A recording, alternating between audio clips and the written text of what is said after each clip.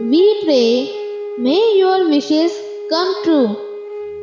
प्रेरक और धार्मिक वीडियोस देखने के लिए सब्सक्राइब करें विश फॉर मी।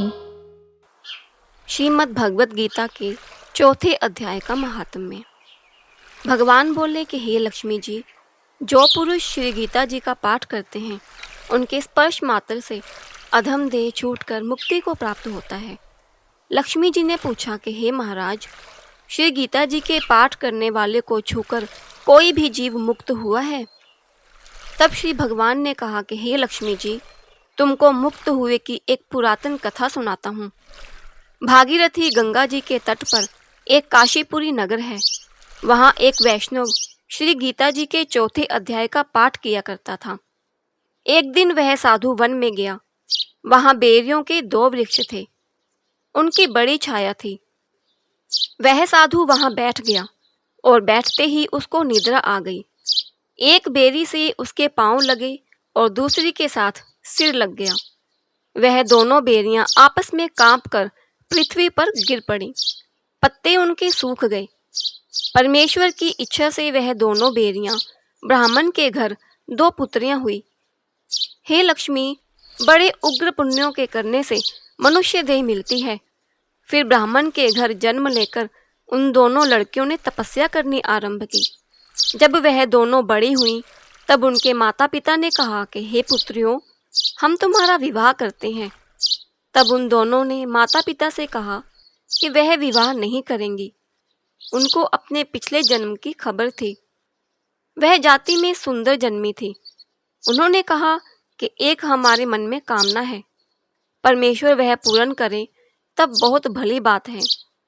उनके मन में यही था कि वह साधु जिसके स्पर्श करने से हमारी अधम देह छूटकर यह देह मिली है, वह मिले तब बहुत भला है। इतना विचार कर दोनों लड़कियों ने माता पिता से तीर्थ यात्रा करने की आज्ञा मांगी। तब माता पिता ने तीर्थ यात्रा की आज्ञा दी। तब उन दोनों कन्याओं ने माता पिता जी की चरण वंदना करके गमन किया।